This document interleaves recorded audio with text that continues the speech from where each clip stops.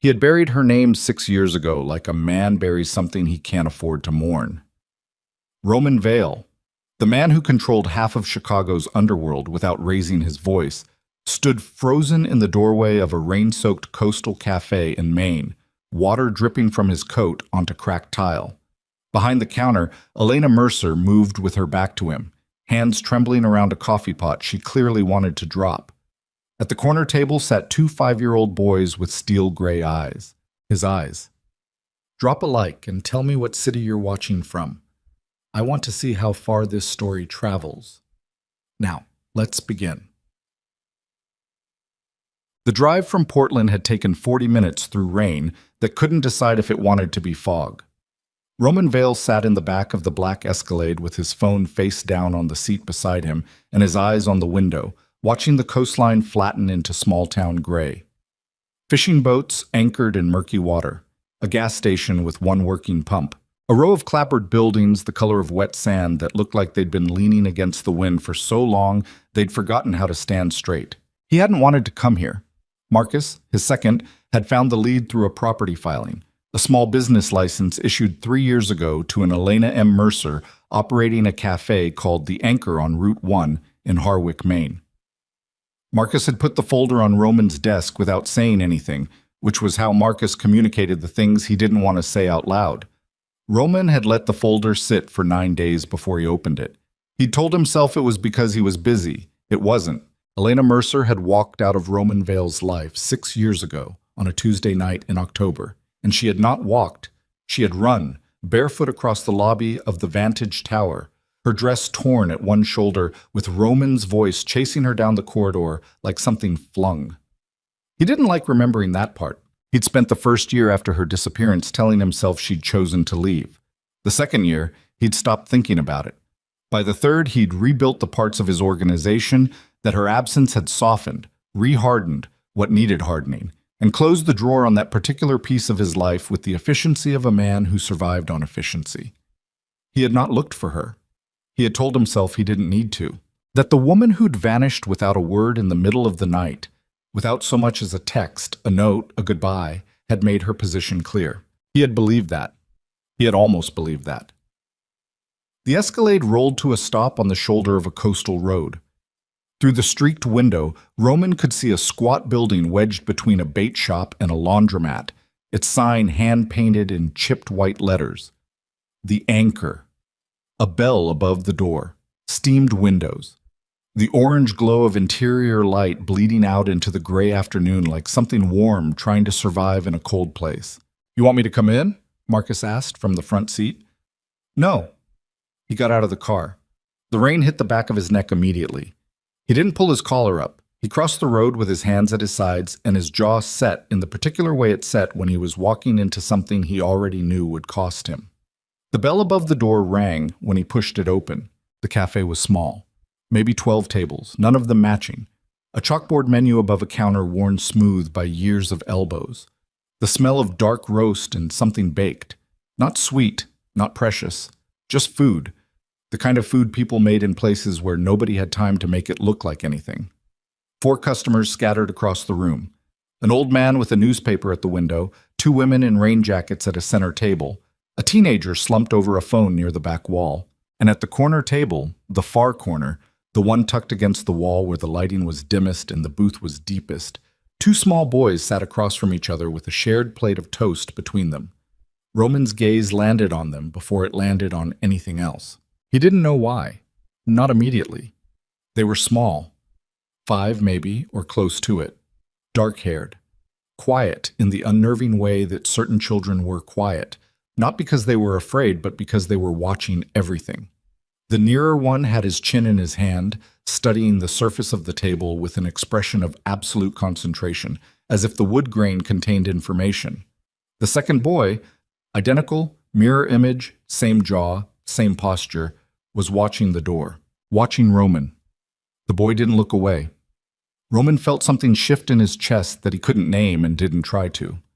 "I'll be right with you." The voice came from behind the counter, Shelm.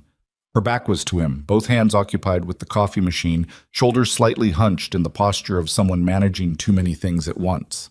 He knew her voice the way you knew certain things that had been engraved before you understood what engraving meant. He didn't move. She turned. The coffee pot nearly hit the floor. Her hand shot out and caught the edge of the counter instead, knuckles whitening, and the sound she made was not quite a gasp and not quite silence. It was the sound of a person's body reacting before their mind had time to construct a response. Her face went the color of the fog outside. Her eyes, dark brown, the particular shade that had always looked almost black in certain lights, went wide and then immediately flat, locked down with a speed that told him she'd spent years learning to lock things down fast. She was 31 now. He knew that. She'd been 25 when he'd last seen her, running barefoot across marble floors, and the years had changed her face the way years changed people who'd survived things. Sharpened the jaw, deepened the lines at the corners of her eyes, settled something into her expression that hadn't been there before. She was not soft the way he'd let himself remember her. She was harder, more present, like something that had been compressed and compressed until it couldn't be compressed further. She was also, without question, the most familiar face he had seen in 6 years. "Elena," he said. It wasn't a greeting. It wasn't a question. He said it the way you said a word you'd kept behind your teeth for too long. And it came out wrong, flat, careful, stripped of everything it should have carried. She didn't answer. She set the coffee pot down with deliberate precision, reached beneath the counter without looking at him, and Roman watched her hand find a damp cloth which she began folding and refolding for no reason at all. "You need to leave," she said. Her voice was steady. He'd give her that. "Not yet," he said. The old man with the newspaper didn't look up. The women in rain jackets had gone quiet. The teenager hadn't moved. None of it was Roman's concern. He was already moving, not toward the counter, but toward the corner table, toward the two boys who had been watching the entire exchange with the stillness of children who had learned that stillness was safer than movement. He stopped about 4 feet from the table. Up close, they were devastating, not in a way he could have prepared for. They had Elena's nose, the slight upturn at the tip, the delicate bone structure on, but everything else was his.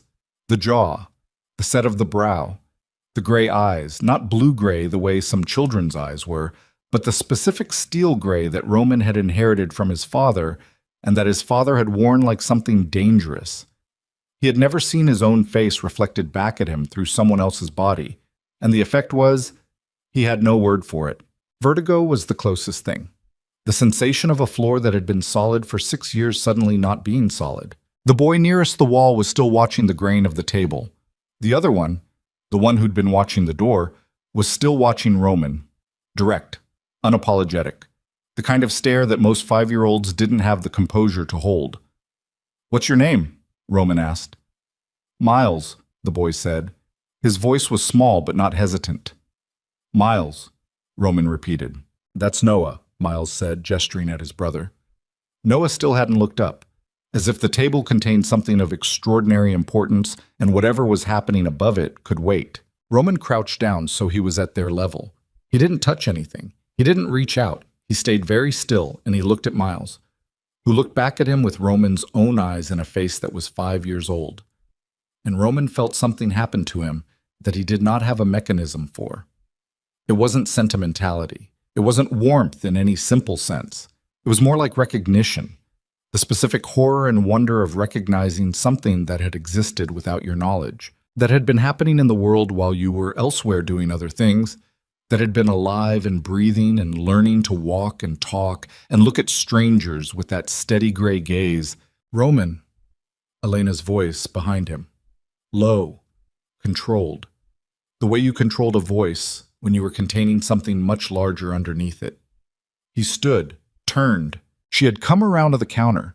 She was close enough now that he could see the tension in her jaw, the slight tremor in her lower lip that she was working to suppress. She was wearing a gray apron over a dark green shirt. Her hair was shorter than he remembered, pulled back, practical, not styled. She looked like someone who had made a decision to stop making herself look like anything for anyone. "Outside," she said. "Now." It wasn't a request. He followed her. The rain had eased slightly, from a downpour to a mist that hung in the air and settled on everything. She led him to the side of the building, into the narrow gap between the cafe and the laundromat, where a drain pipe ran down the brick and a dumpster sat at the far end. Not a confrontation venue chosen for its dignity. She turned on him before he'd fully cleared the corner. "How did you find me?" "Property record," he said. "Of course." Her jaw tightened. "Marcus." "Yes." "What do you want, Roman?" He looked at her. The rain was catching in her hair, making dark stars across her temples.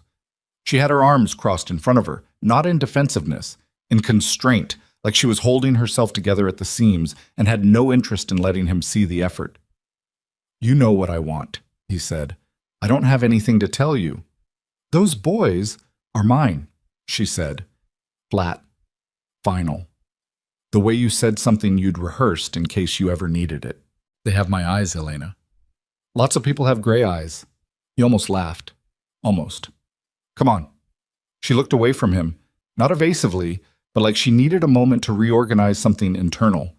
Her gaze went to the gray water at the end of the street, to the boat sitting still in the harbor. When she looked back, her expression had changed, not softened, hardened into something different, something with edges. "You have no claim here," she said. "You made your position very clear 6 years ago." "I made—" He stopped. Something caught in his chest. "I made my position clear. You told me to get out." Those were the words. Her voice didn't shake now. "You told me I was done, that I'd betrayed you, that you never wanted to see my face again. I left. That's what I was supposed to do. I left, and I stayed left.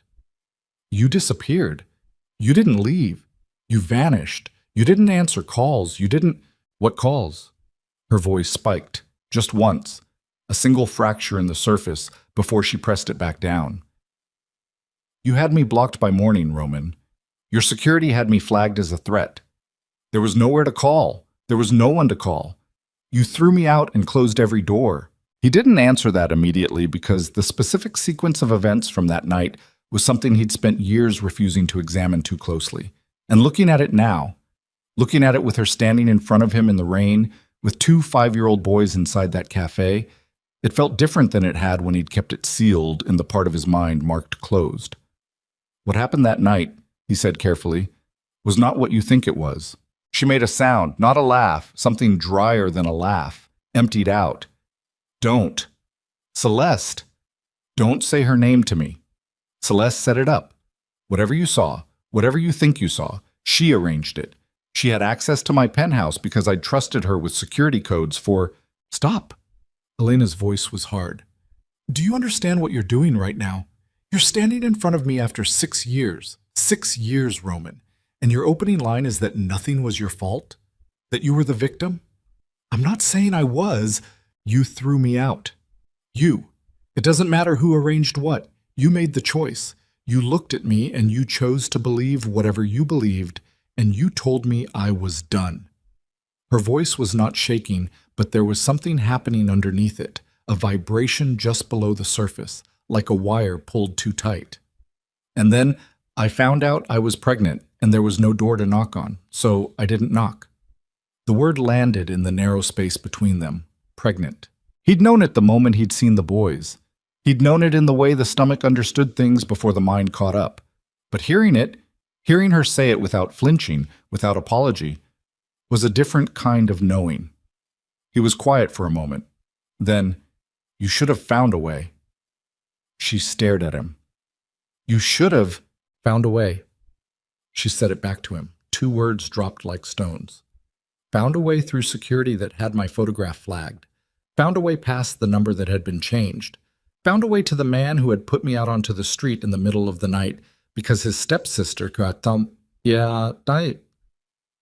who has wanted everything I ever had since I was 19 years old, put on a show for him, and he watched it and believed it."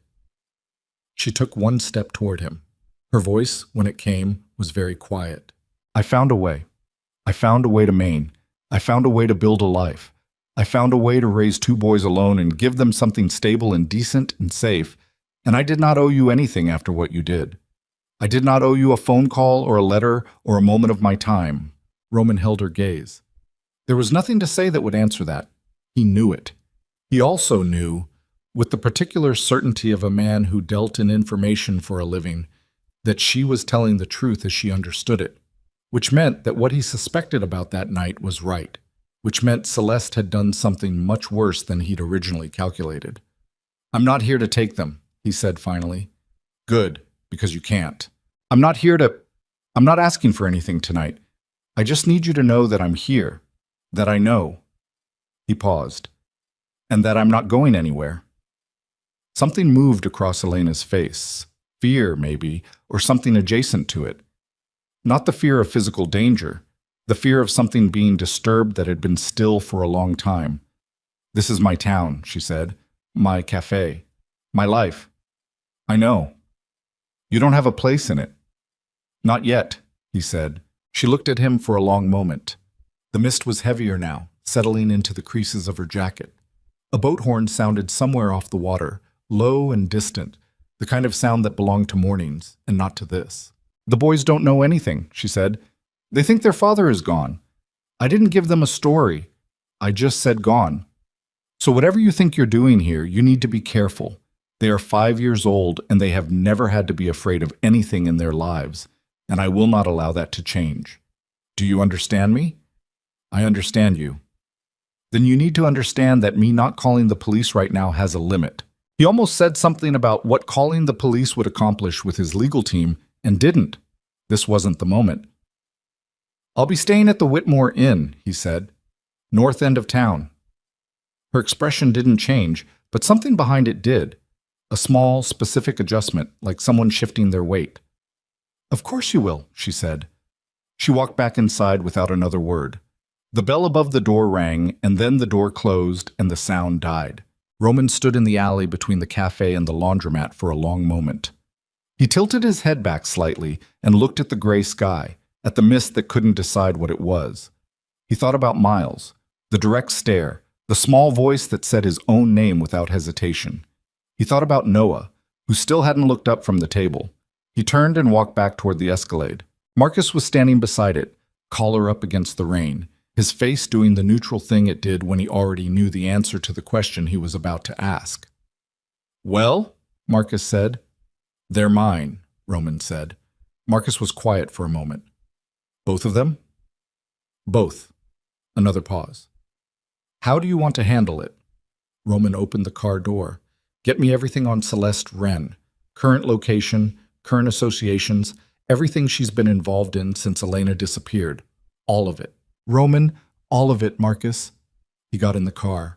The drive to the inn was 8 minutes along the coast road. Roman sat in the back with the windows up, watching the water through the glass. The harbor lights were coming on now, the afternoon flattening into early evening with the particular indifference of coastal weather. He thought about what Elena had said. "I found a way to Maine. I found a way to build a life." And the specific inflection she'd used, the weight she'd put on found, like it had cost something, like it had been constructed from scratch with whatever materials were available, which it had been, because he'd left her with nothing. He'd never entirely believed, not even at the time, not even in those first hot hours of rage, when he'd walked in on what he'd walked in on, that Elena had done what Celeste had presented her as doing. He'd believed it enough to act on it, in the way that sometimes rage carried you past the threshold of what you actually thought into what your worst instincts wanted you to believe. But underneath the rage, there had been something else, quieter and less convenient, that had known Elena Mercer's face and known it didn't fit. He had buried that knowledge with everything else. He checked into the Whitmore Inn at 5:40 in the evening. It was a converted Victorian house 3 blocks from the harbor, 12 rooms, a porch, with 2 rocking chairs that would have been charming in better weather. The woman at the desk gave him a room on the 2nd floor, with a window facing the water and the professional non-reaction of someone who recognized wealth when it walked through the door and had learned to treat it like everything else. He sat on the edge of the bed without turning on the lights and put his phone on the nightstand face up. Marcus's message came in at 6:15. Beginning Celeste query. Also, local law enforcement have logged your vehicle arrival. County Sheriff's deputy ran your plate an hour ago. Nothing more yet. Roman typed back. Expected. Noted. He lay back on the bed with his eyes on the ceiling. He was thinking about Miles. The specific gray of those eyes in that small, serious face. The matter-of-fact quality of "I'm Miles" said the way you said something that had never been questioned. He was thinking about Noah, who still hadn't looked up from the table, who had been studying the wood grain with a concentration that had something of Roman's father in it. The particular Vale family approach to difficult situations, which was to examine your immediate surroundings with great care while pretending the larger problem did not exist. 5 years old. He had been somewhere else for 5 years, for approximately all of it. For every morning and every illness and every first word and every nightmare and every breakfast and every inch of growth. He had been in Chicago, running an organization, making decisions, consolidating power, and they had been here in the gray fog of coastal Maine, eating toast at a corner table while their mother served coffee with trembling hands. He didn't let himself feel all of it at once. That wasn't how he operated. He took the parts he could manage and he set the rest to the side.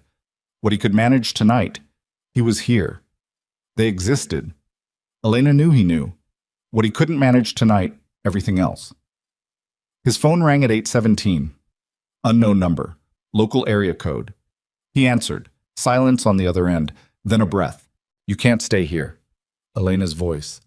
Careful, but not cold. The careful of someone who had thought about making this call for 2 hours. This town is small. People talk. The boys will hear things. I'll be careful. You don't know how to be careful in a way that involves being invisible. You have 2 men parked on Harbor Street and someone ran your plates before you checked in. You've been here 4 hours. He sat up. How do you know about the plate check? The deputy who ran it is Dave Carlin. His wife comes in every morning. She told me before I'd even closed tonight. He processed that. Small town. Very small town, which is why it worked. For 6 years it worked because nobody here knew what you looked like, and nobody cared about Chicago, and the only people who knew my history were people who understood why I needed them not to discuss it. Her voice was flat, but not hostile. More like someone reading a situation assessment. If you stay here and people start asking questions about who you are, I'll register under a different name tomorrow. Roman. A pause. He could hear something in the background. Water running. Dishes. A domestic sound. That's not the problem, and you know it. What's the problem? Another pause, longer. When she spoke again, her voice was quieter, the assessment stripped away into something more direct. The boys are going to notice you. Miles already asked me about you, asked who the man was who talked to him and why I went outside with you and why I looked... She stopped. Why you looked what? Like I'd seen something bad. He didn't say anything. I told him you were an old friend. He's 5. He accepted it. But he watches everything, Roman. He doesn't miss anything. And Noah... She stopped again. Noah drew a picture tonight, after dinner. A man in a long coat standing in the rain. Roman was quiet. I need you to understand that whatever you're planning, Elena said, it's not going to be clean. It's not going to be easy. And there are 2 children involved who don't have context for any of this. And I have been the only thing standing between them and the world's ability to hurt them since before they were born. So whatever you think you're going to do here, you need to think about them first, before your pride. Before whatever you need to settle with me, them first. I know that, he said. Do you?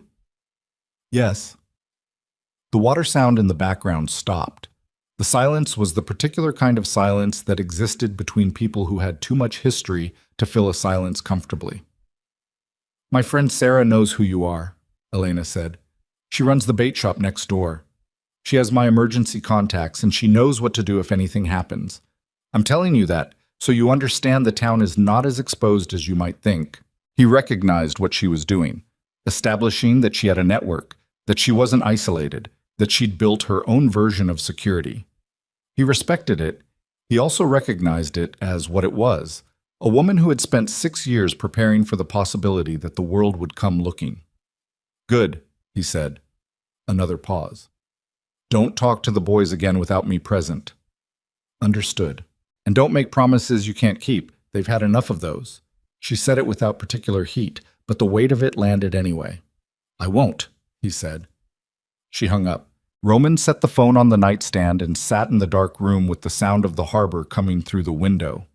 Water against pilings, the low creak of boats at anchor, the occasional cry of something bird-shaped in the dark. It was not a sound he knew. Chicago was steel and exhaust and the particular frequency of a city that didn't quiet. This was something else, something older, something that didn't know or care about Roman Vale and the things he'd built and the things he'd broken. He thought about Miles's picture, the man in the long coat standing in the rain. He thought about what Elena had said. I did not owe you anything after what you did. She was right. She wasn't wrong about any of it. Celeste Wren had always been a specific kind of dangerous. Not the overt kind, not the kind you tracked with security details and risk assessments, but the kind that moved through personal architecture, the kind that understood which walls were load-bearing. He'd known, somewhere beneath the utility of having her in his organization, that she carried something ugly toward Elena. He'd underestimated it.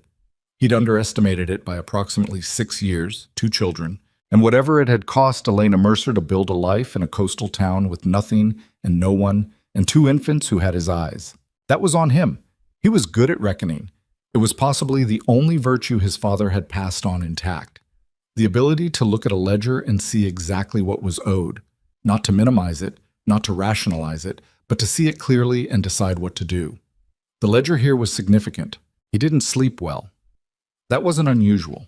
He hadn't slept well in years, hadn't slept well since the kind of life he led had taught him that sleeping well was a luxury that assumed nothing was coming for you in the dark. He lay in the bed in the Whitmore Inn and listened to the harbor and thought about small gray eyes and what they meant for everything he'd built and everything he still had to take apart. At 2:14 in the morning, Marcus called. I have preliminary on Celeste, Marcus said. He didn't do preamble at this hour. She's in Chicago. She's been running your Southeast Side import operations through Harlan Voss's network for the last 2 years. Roman went very still. She's been running operations. Under a shell company, 3 layers of separation from your name. She inserted herself into the Voss structure about 8 months before the restructure, and she's been... Marcus paused. Roman, she's been moving independently. She's not working for you. She's been working adjacent to you, close enough to benefit from your infrastructure, far enough to deny connection. And Voss. Voss has been quiet for 3 years, too quiet, the way Voss gets quiet when he's building something. Another pause. There's a name on some of the Celeste-adjacent filings. It keeps appearing in a support capacity. Someone who was connected to Voss's operation about 6 years ago, right around the time... Say it, Marcus. Right around the time Elena left. Roman's jaw was very tight. What's the name? Celeste Wren. The same filing 6 years ago. A single legal document. A witness to a real estate transaction for a property in Harwick, Maine. Maine. The room was very quiet. She knew where Elena was, Roman said. It wasn't a question. She's known for at least 3 years, possibly longer. Roman got out of bed and stood at the window. The harbor lights reflected broken on the dark water below. He thought about Elena in her cafe, in the town she'd chosen because it was small and nobody knew what Roman Vale looked like. The town that had worked for 6 years. If Celeste knew where Elena was, he said slowly, and she didn't tell me. But she also didn't act on it. She was waiting, Marcus said. My read. She was waiting until she had something to trade. Or until Elena became useful. Useful how? That I don't have yet. Marcus's voice was careful. But Roman, if Celeste has been running adjacent to Voss this whole time, and Voss knows about Elena and the boys... Find out what Voss knows, Roman said. Tonight. Whatever it takes. Roman, tonight, Marcus. He hung up. He stood at the window for a long time, watching the dark water. The harbor was still. The boats barely moved. The town slept the way small towns slept, with the particular confidence of a place that had not yet been disturbed by anything larger than itself. He thought about Elena's voice on the phone.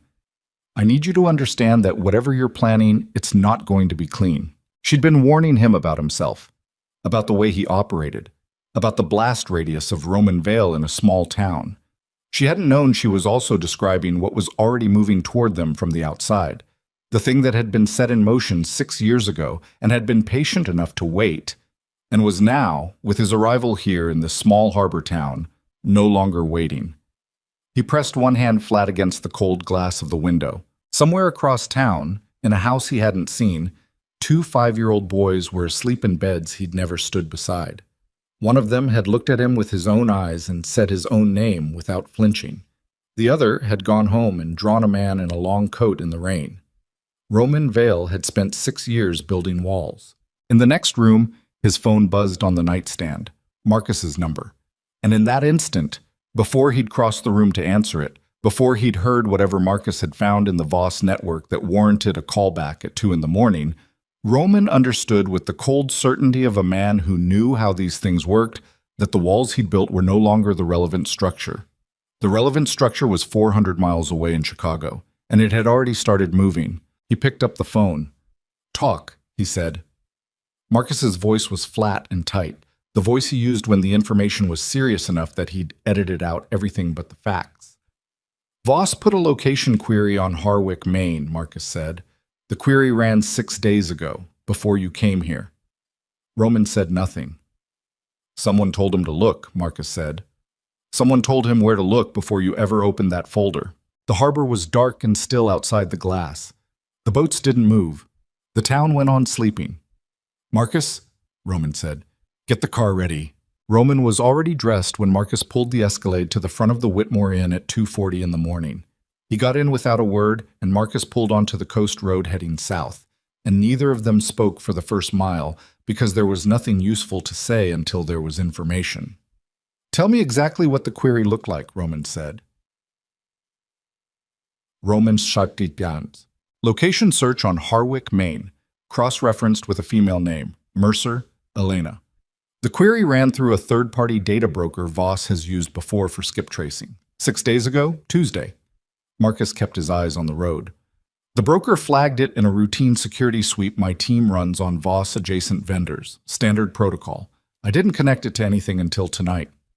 6 days ago, Roman said. I opened your folder 8 days ago. Yes. So someone in my circle knew I'd opened the folder before the query ran. Marcus said nothing, which meant he'd already thought about that and didn't have an answer he liked. Who knew I'd opened it? Roman said. You, me, and whoever monitors your office access log. Marcus's jaw was tight. I'll run the log in the morning. But Roman, the more immediate issue is the query itself. If Voss ran location confirmation on Elena 6 days ago, it wasn't exploratory. He wasn't looking to find out if she existed. He was confirming a location he already suspected, which means Celeste gave him a partial, and he was verifying. That's my read. Roman looked out at the dark coast road. The headlights pushed a narrow channel of light through the fog, and beyond that channel everything was black. The water, the tree line, the flat, empty sky. He thought about Elena in the house he hadn't seen, in the town that had worked for 6 years because nobody knew what he looked like. Past tense. Had worked. How long before Voss moves on a confirmed location? Roman asked. Depends on what he wants. If he wants Elena as leverage, days. Maybe less now that you're here. Your presence changes his calculus. If you're in Harwick, the window to move on her quietly closes fast. So he moves before I can establish a perimeter. That's the pressure, yes. Roman pulled out his phone. He looked at Elena's number. She'd called from it, so he had it. And he looked at the time, 2:47. He put the phone away. Drive past the cafe, he said. The cafe was dark. The sign was off. The windows black. The hand-painted letters on the front unreadable in the fog. Roman looked at it as they rolled slowly past and thought about the narrow alley along the side, the single rear entrance he'd noted without meaning to, the absence of any visible security system beyond a basic lock. She has nothing, he said, not accusatory, factual. Looks like it, Marcus said. Find out where she lives. I need an address. Marcus gave him a look. Roman, to assess Marcus, not to show up at 2 in the morning. She will not take that well. She doesn't have to take it well. She has to be safe. He paused. Find it quietly. Nothing that triggers another query. Marcus nodded once and pulled his own phone out. They drove back to the inn. Roman sat in the car after Marcus went inside. He sat there in the dark with the engine off and the fog pressing against the windows, and he did what he rarely did anymore, which was to let himself think about the specific sequence of events 6 years ago without the filters he'd built around it. He'd come home late. That was how it started. He'd come home late from a meeting with 2 of his district managers that had run long, and he'd walked into his penthouse on the 42nd floor of Vantage Tower and found what he'd found. The scene had been arranged with a precision he hadn't recognized as arrangement at the time because he'd been too deep inside the initial reaction. Celeste, composed in a way that had read as guilt and now read as something else entirely. The evidence on the table: photographs, texts from Elena's number, a voice recording that he'd listened to once and then locked in a drawer. All of it delivered in the flat, controlled tone of a woman doing something she found personally difficult.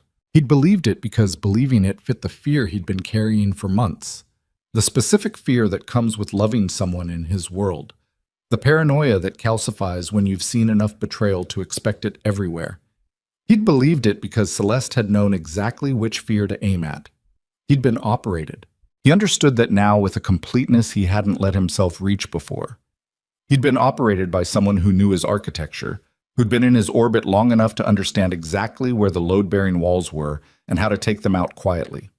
He got out of the car and went to bed and lay on top of the covers until 5:30, when the harbor outside began to lighten into gray and he heard the first boat engine start somewhere in the water. He was at the cafe at 7. Elena saw him through the window before he reached the door. He watched her face close, not with hostility, with something more exhausting than hostility. The expression of a person bracing for a weight they'd been carrying for years and had briefly, stupidly hoped might not materialize today. He came in and sat at the counter. The cafe was empty except for an older man in the far corner who was already deeply committed to his newspaper and did not look up. Elena set a coffee in front of him without being asked and said, "I told you. There's a problem," he said. She went still. "Sit down," he said, "please." Something in his tone reached her. She looked at him for a moment, assessing the way she did everything with a thoroughness that had always impressed him. And then she came around the counter and sat on the stool beside him, leaving one stool between them. "Talk," she said. He told her about this query. He told her about Voss, kept the specific history brief. She'd been in his world long enough to know the name, and he watched her face change as he spoke, the color shifting, the jaw setting in the particular way it set when she was processing something her body understood before her mind accepted it. He told her about Celeste's connection to Voss, about the shell company, about the timeline. When he finished, she was quiet for a moment. She was looking at the counter, at the grain of it, and he had the strange and specific sensation of watching Noah from last night. The same downward focus, the same quality of stillness. "She knew where I was," Elena said, "for at least 3 years, probably longer." "And she didn't—" Elena stopped. Her voice, when she found it again, was very controlled. "She didn't tell you?" "No." "Why?" She was holding it, waiting for a moment when it was useful. He wrapped his hands around the coffee cup he hadn't drunk from.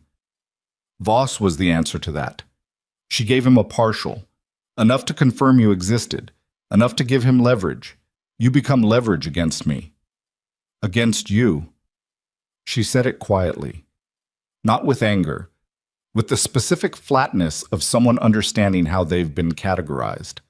"I'm not a person in this. I'm a pressure point." "You are a person," he said. "You're also, to Voss, a pressure point. Both things are true, and I'm not going to pretend otherwise, because pretending otherwise gets you hurt." She looked at him then, direct, the full weight of it. "What do you want to do?" she asked. "I want to move you. All 3 of you. Chicago, somewhere I can—" "No." Immediate. No space between his sentence and hers. "Elena?" "No. I'm not going to Chicago. I'm not putting the boys into your world." She stood, moved behind the counter, put distance and formica between them. "That is not happening. It's not safe here anymore." "It wasn't safe before, you just didn't know it." She turned and looked at him. "And that distinction matters, Roman. It wasn't safe because of you, because you came here, because you made yourself findable, and then you came to the one place I'd built that was mine." Her voice was still controlled, but the wire under it was pulled tight now, the vibration audible. "I understand that you didn't mean to. I understand you didn't know about Voss or the query or any of it. But you need to understand that your presence here is the trigger. Your presence here is what changed the math." He held her gaze. "You're right." She blinked. That was apparently not what she'd expected. "You're right," he said again. "I changed the math by coming, but I can't leave. Not now. Not with Voss having a location confirmation and a timeline that's already running. Leaving doesn't solve it. It just means you're alone when it arrives. She put both hands flat on the counter. She looked at the surface between them. She was doing the same thing he was doing, which was calculating. Not emotionally, not reactively, but with the cold assessment of a person who had survived by being accurate about risk. "What do you need?" she said finally. "2 of my men to sweep your property tonight. Location of your house, your regular routes, the boys' schedule." He paused. "And I need you to tell me everything you remember about the night I threw you out. Every detail, because I've been working off my own memory and I don't trust it anymore." She looked up. "I need to understand what Celeste showed you," he said. "Not what she showed me, what she showed you." The bell above the door rang. 2 fishermen came in, loud and damp, tracking mud from the harbor. Elena straightened and her face resettled into the cafe owner's face, competent, present, unrevealing. And she took their order with the efficiency of 6 years of practice, and Roman sat at the counter with his cold coffee and waited. It was almost 40 minutes before the cafe cleared enough for her to come back. She refilled his cup without being asked, and she stood across the counter from him and she started talking, her voice quiet and flat, the way you talked about something you'd processed so many times it no longer had the power to destabilize you. She told him what Celeste had done. He listened without interrupting. He listened to the version of that night from her side. Celeste calling her in tears, drawing her to the penthouse on the pretense of a crisis, the staged scene she'd walked into. The specific words Celeste had used, the photograph, the one piece of evidence that had broken Elena's capacity to question anything else. Roman was very still by the time she finished. "The photograph," he said. "Where did you see it?" "Celeste had it on her phone." "And afterward? After you left? Did she send it to you? Did she?" "She sent it to my email. 3 days later." Elena's voice didn't change. "By then I was already in Vermont. I'd stayed with a friend for 2 days and then kept moving. I wasn't in a place where I was questioning it. I saw it, and I already believed it, and the email felt like confirmation." "I need to see that email," he said. She looked at him. "If it's on a server somewhere, if the photograph has metadata," "I know what metadata is." "Then you know it could tell us when the photo was taken, where, whether it was altered." He waited. "If the metadata shows the photo was taken before we were together, or was altered, then you were never in that photograph," she said slowly. "Then Celeste manufactured evidence, which is a different category of crime than staging a scene." He was thinking out loud now, not performing. "It's also a different category of leverage. If she manufactured it with Voss's technical resources, Voss has people who do that kind of work, then the connection between her and Voss goes back further than 3 years. It goes back to the beginning." Elena was very quiet. "She didn't do this because she wanted me," Roman said. "She did this because Voss wanted a mechanism. He's been looking for leverage against my organization for years. She gave it to him in the form of a woman I'd expelled under suspicious circumstances and who had disappeared completely. As long as you were missing, you were potential leverage. As long as I didn't know about the boys, they were potential leverage." He paused. "Celeste gave Voss a weapon, and she's been holding it in trust for 6 years. Elena's hands were flat on the counter again. She was looking at him with an expression he hadn't seen on her before. Not anger, not grief, but something thin and cold and very focused. "I want to see the security footage," she said. "What?" "You said the truth was on security footage. You said the scene was staged." Her voice was careful. "If that's true, if there's footage that shows what actually happened that night, I want to see it." Roman held her gaze. "Okay," he said. "Not okay someday. Okay now, today. The footage is in Chicago." "Then get it here." He pulled out his phone, sent Marcus a message, and put it back on the counter. "Tonight," he said. "Marcus will have it encrypted and transferred tonight." She nodded once and turned away. The morning crowd thinned. The fishermen left. The older man with the newspaper finished his second coffee and tucked $3 under the saucer and went out without a word. The bell rang twice, and then the cafe was quiet. The kind of quiet that felt different from emptiness. Fuller, compressed, the way a room felt after a conversation that hadn't finished. At 9:30, the door opened and a woman came in who was clearly not a regular. Mid-30s, dressed too well for Harwick's standard, a city precision to her movements that looked out of place among the rain jackets and worn boots of the morning regulars. She stopped inside the door and looked around the cafe with a thoroughness that was not the looking around of someone choosing a table. Elena, emerging from the back with a fresh pot, saw her and stopped. The woman's gaze found Elena and settled there. "Sarah's not coming in today," Elena said. The statement was directed at Roman, not the woman, and its meaning was layered. A signal, an alert. Roman had already turned on the stool and had the woman in his peripheral vision. "I'm not here for Sarah," the woman said. Her voice was composed, slightly flat, the voice of someone accustomed to maintaining composure in charged situations. "I'm here for you." "Who sent you?"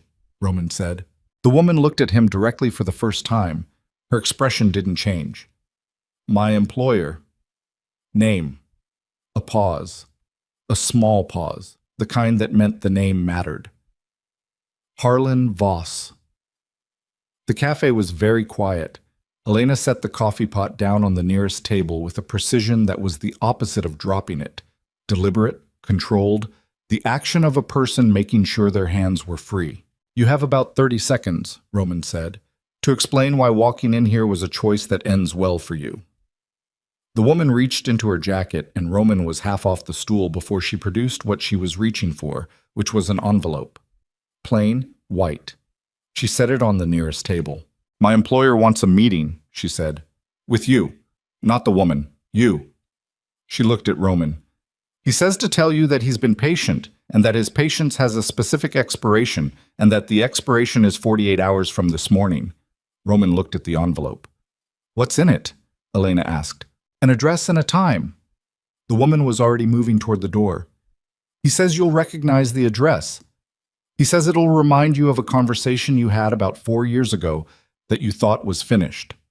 She put her hand on the door. "He also says, and I'm quoting directly, that the boys are beautiful. He saw photographs." The door swung shut. The bell rang. The woman was gone. The silence she left behind was a different quality than any silence that had been in the cafe before.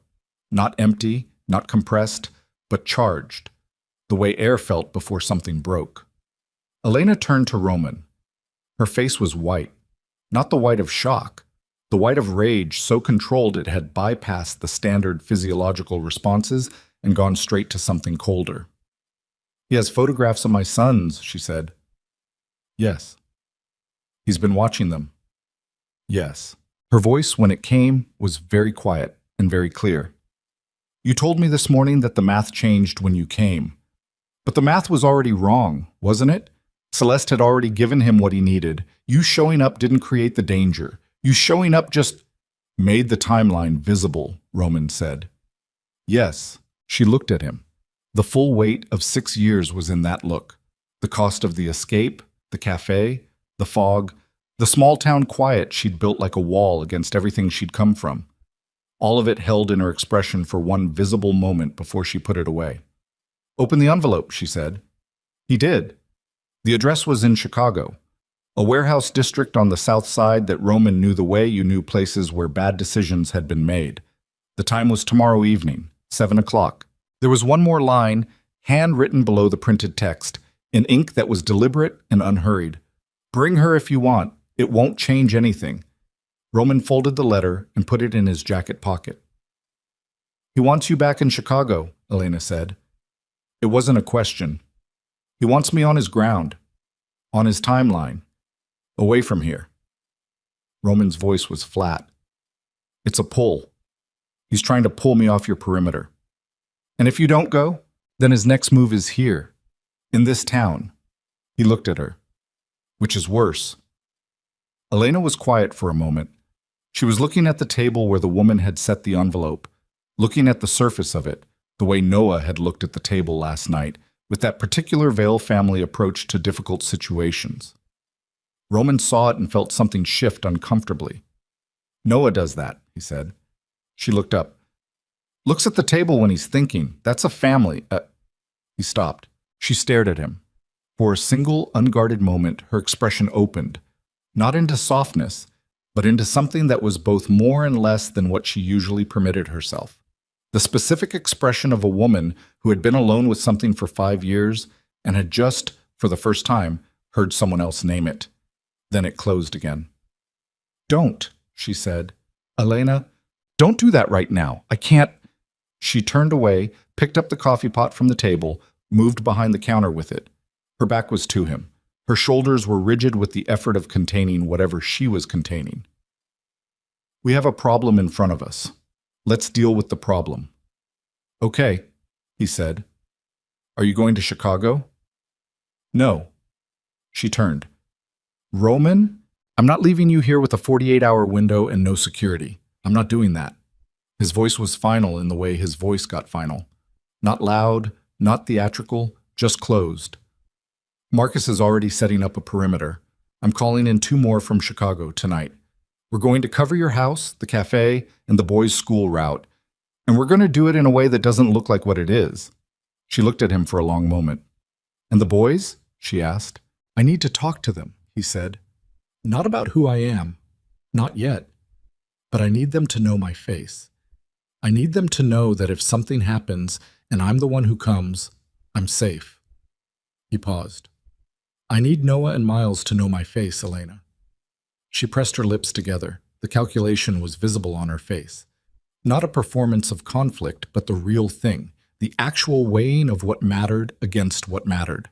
"After school," she said, "they come here at 3:15. You can be here. You can sit at the counter. That's all for now." "That's enough," he said. She nodded once and turned to the espresso machine, and Roman picked up the envelope from his pocket and looked at the handwriting again. "Bring her if you want. It won't change anything. The calm of it. The patience implicit in that calm. 6 years of patience, a weapon maintained and ready, and simply waiting for the right moment to be deployed." His phone buzzed. "Marcus. Footage transfer initiated. Encrypted. Your tablet, tonight by 8.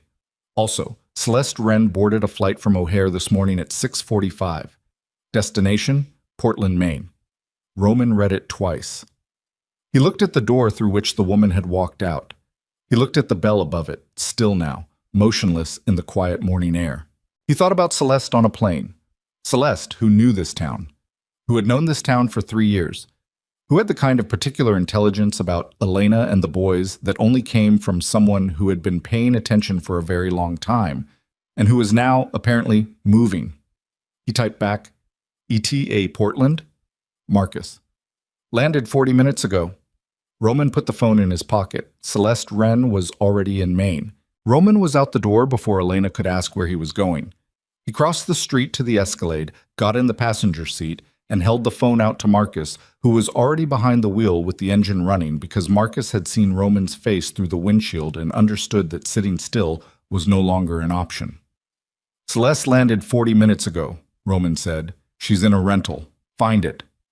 Portland's a 2-hour drive from here. Hour and 40 in the rain if she pushes it. Find the rental."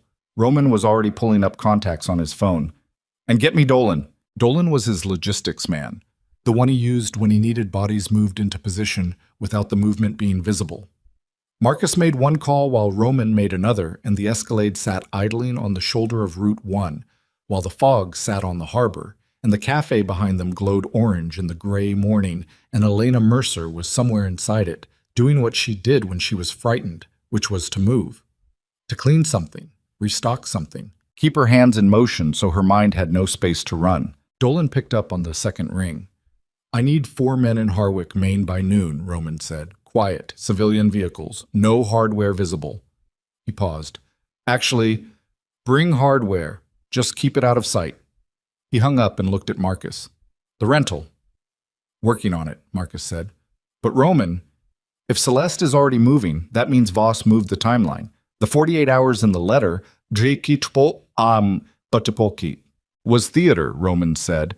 "The letter was to get me looking at Chicago while Celeste drove north." Marcus was quiet for a moment. "He split your attention." "He split it very cleanly." Roman looked at the windshield. The rain had started again, light and persistent, the kind of rain that didn't commit to anything. "The letter goes to me. The meeting offer, the 48 hours, the address, all of it is designed to make me think about Chicago, while Celeste is already in the state." "What does Celeste want here specifically?" She wants Elena and the boys before I can establish a perimeter. He said it flatly, without the heat the statement deserved, because the heat was somewhere else right now, banked low and burning steadily underneath the calculation. If she has them, she doesn't need Voss's timeline. She has her own leverage. You think she'd go that far? Roman looked at him. She destroyed 2 lives and raised 2 children in fog and silence to protect a secret for 6 years. Yes, Marcus. I think she'd go that far. Marcus had nothing to say to that. He turned back to his phone. Roman got out of the car and went back inside. Elena was behind the counter. She had a cloth in her hands and she was wiping down a section of counter that was already clean. She looked up when he came in, and her expression asked the question before her mouth did. Celeste is 90 minutes away, he said. The cloth stopped moving. My men will be here by noon, he said, but I need you to close the cafe, now. Call whoever picks the boys up from school. I picked them up. Then you need to call the school and tell them the boys are staying in the building today. Supervised. I'll have someone positioned outside. She looked at him. He could see her processing it, the sequence of what it meant, what it required, the specific thing it cost her to take direction from him in her own space about her own children. Okay, she said. Okay? He'd expected argument. I said okay. She set the cloth down. Don't make me say it again. She picked up her phone and made the call.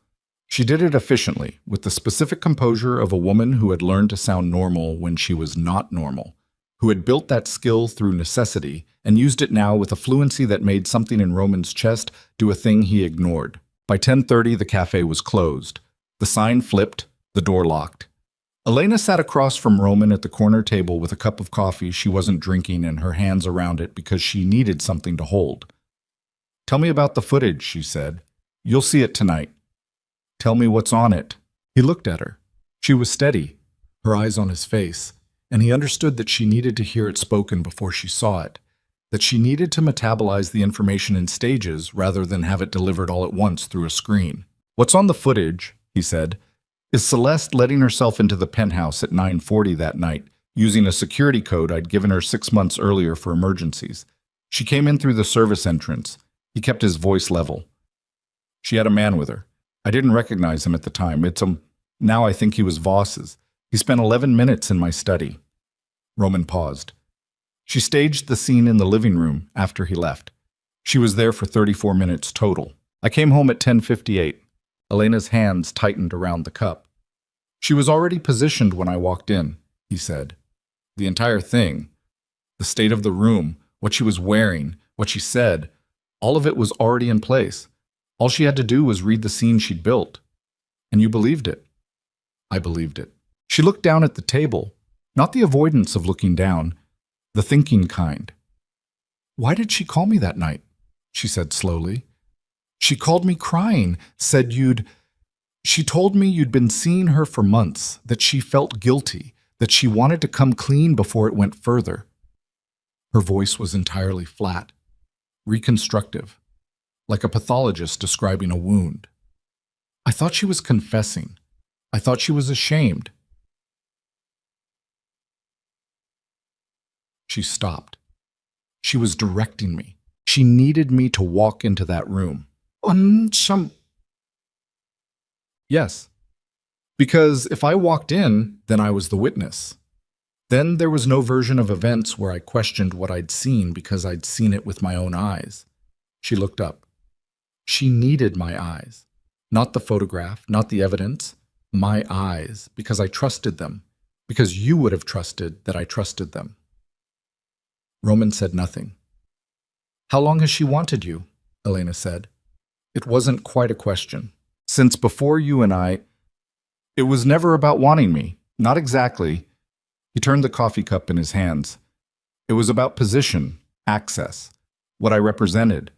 Celeste has always been a person who understood value in terms of what something could get you. And I had you. So she took you by removing me, and then gave the removal to Voss as currency. He stopped. She's been collecting on that investment for 6 years.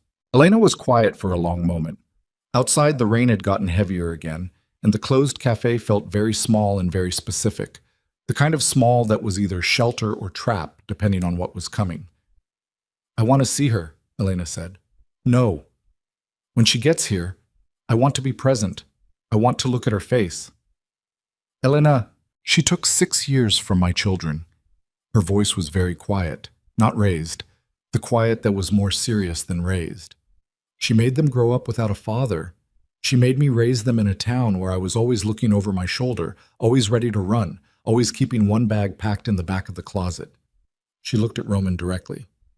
She made me doubt something I should never have doubted, and I have been carrying what she made me believe as if it were my own mistake, as if I was the one who was stupid enough to... She stopped. Her throat moved. I want to be present when you find her. Roman held her gaze. You stay behind me, he said. You do not engage until I've assessed the situation. Fine. I mean it, Elena. I said fine. His phone buzzed. Marcus. Rental car located, blue Hyundai, main plates, temporary. Last pinged on Route 1 heading north, ETA, approximately 70 minutes at current speed. Roman showed her the screen. She read it and set the phone on the table between them and picked up her coffee cup and drank from it for the first time. 70 minutes. Marcus came inside at 11 with 2 of the 4 men Dolan had dispatched. They had driven up from Portland overnight in unmarked vehicles, and they were the particular kind of unremarkable that Roman's security staff cultivated. Regular-sized, regular-dressed, the kind of men who could stand in a hardware store for an hour without anyone remembering them. Marcus posted one near the rear of the building and one at the far end of the street with a sightline to the harbor approach. Roman sat across from Elena, and they did not talk about Celeste or Voss or footage or 6 years. They talked about nothing, the way people talked about nothing when they were waiting. The cafe's lease, which had 3 years left on it. The boys' school, which had a decent music program that Miles had apparently become obsessed with to the point of attempting to recreate instruments from materials in the kitchen. A small factual item about Noah that she delivered carefully, watching Roman's face as she said it, as if testing what he did with information about his son. Roman listened and said very little. He filed everything. At 12:40, Marcus appeared in the doorway. She's here, he said. Roman stood. Elena stood immediately after. He looked at her, the look that meant stay, and she looked back with the look that meant we discussed this. He turned and went to the door. Celeste Wren had parked the blue Hyundai on the shoulder across the street. She was standing beside it in a coat that was wrong for Maine weather. Too thin, city-bought, with her hair pulled back and her face doing the composed thing Roman had watched it do 100 times. She was 46 feet away. She was looking at the cafe with an expression that was not guilt and was not fear. It was something more uncomfortable. The expression of someone who had been running a very long equation and had arrived at the answer and was now simply checking their work. She saw Roman in the doorway, and the expression shifted by about 3 degrees. She crossed the street. He met her on the sidewalk. Marcus was behind him. Elena came to stand in the doorway. You got here fast, Roman said. I've been in Portland for a week, Celeste said. I wasn't on the morning flight. Her voice was smooth. Marcus's contact gave him false travel data. I wanted to see whether you'd react to a false timeline. A pause. You reacted exactly the way I expected. Roman studied her face. You've been here a week. I needed to see the situation for myself, before you arrived.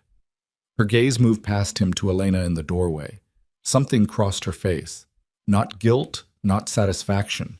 Something more complicated than both. Hello, Elena. Elena said nothing. You look well, Celeste said. The boys look... Don't, Roman said. One word. Flat. Celeste returned her gaze to him. I'm not here for Voss, she said.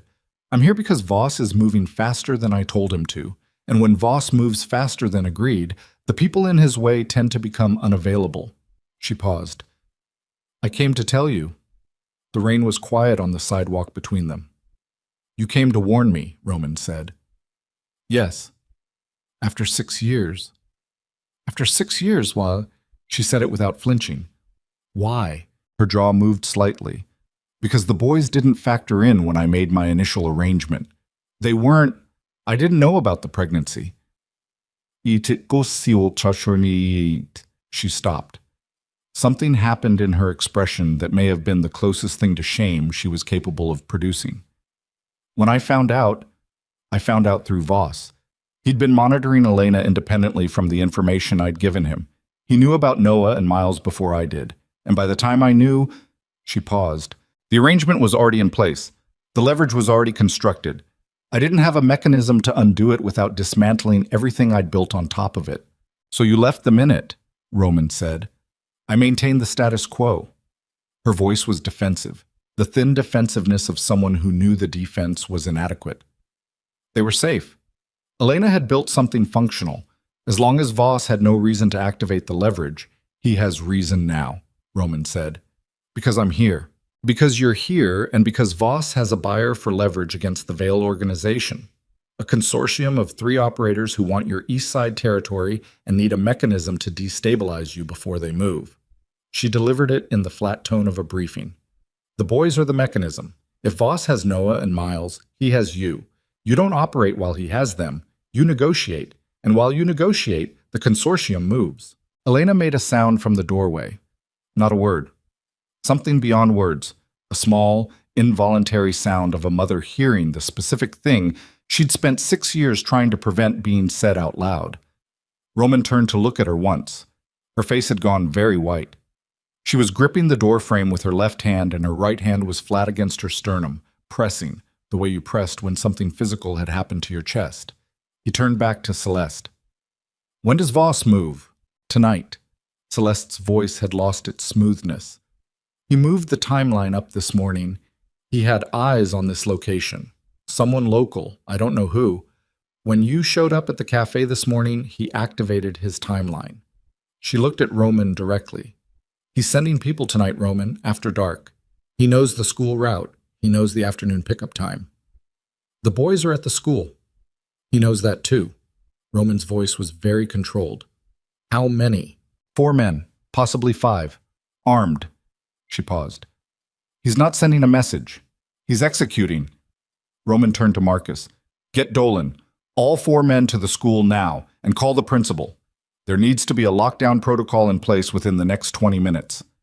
Marcus was already on the phone, walking fast toward the Escalade. Roman looked at Celeste. You're going to tell me everything Voss has and where he's positioned. I know where his men are staging from, she said. A property on the south edge of town. Abandoned cannery off the harbor road. Show Marcus. Roman, her voice changed, just slightly. A small fracture in the surface, something pressing up from underneath it. I know what I did. I know there's an accounting coming, and I'm not asking you to set it aside. She stopped. Her throat moved. I'm asking you to get those boys safe first. He looked at her for a long moment.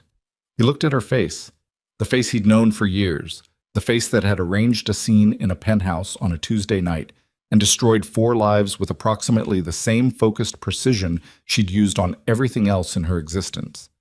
Get in the car, he said, and start talking. He turned back to Elena. She was still in the doorway, still gripping the frame. The white in her face had not changed, but something behind her eyes had.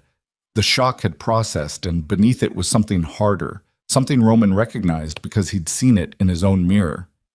The specific expression of a person who has understood completely and without remaining ambiguity that the thing they feared most has already been set in motion. I'm going to the school, she said. Elena, they're my children. Her voice was flat and absolute. I am going to the school. He looked at her.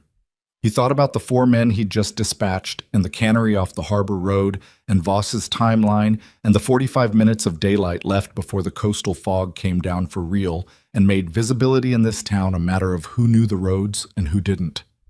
Then we go together, he said. She was already moving past him toward the Escalade before he'd finished the sentence, and Roman followed, and neither of them looked at Celeste Wren standing on the wet sidewalk behind them. Because there was no longer anything about Celeste Wren that mattered more than what was waiting at a school 3 streets away, where 2 5-year-old boys with steel gray eyes were sitting in a classroom with no idea that 6 years of a woman's patient calculation had finally arrived at their door. Marcus had the engine running. Roman got in. Elena got in. The car moved. Roman's phone rang. Unknown number. Local area code. The same prefix as the school. He answered. The voice on the other end was a woman's. Administrative, controlled, trying to stay controlled.